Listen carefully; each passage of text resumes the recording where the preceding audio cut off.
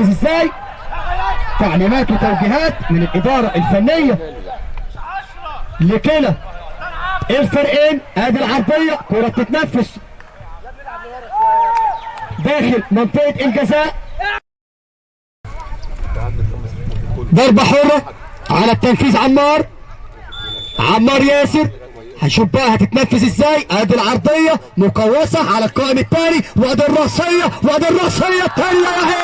يا عيني يا ولد كوره بثلاث لمسات، كوره بثلاث تحركات.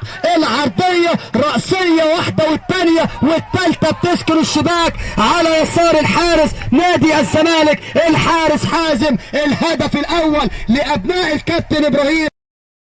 الشوط الثاني لنادي الزمالك. ادي العرضيه، كنا شفنا كده حديث، وادي كره خطيره، وادي التصويبه مش ممكن. يا ولد يا محمد يا اسامه، حارس المرمى للاعبي فارس. ادي لسه الكوره، وادي هدف التعادل.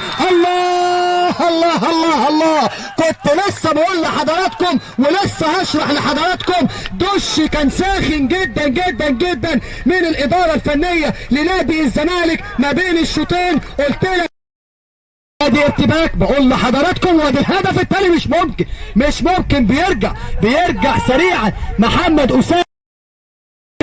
ادي العرضيه وادي الراسيه، مش ممكن ومعاها بيطلق بالفعل صافره انتهاء اللقاء المثير فنيا داخل ارضيه الملعب في مباراه على شوطين. الشوط الاول لفريق فارس، الشوط الثاني استحواذا طولا وعرضا لنادي الزمالك. هارد لك لنادي الزمالك، هارد لك لنادي فارس. مبروك على الاداء للفريقين، مبروك للكابتن ابراهيم على الاداء الفني للاعبي فارس، مبروك لنادي الزمالك وادارته الفنيه على العوده في اللقاء والاداء اللي شفناه طوال مشوار البطوله.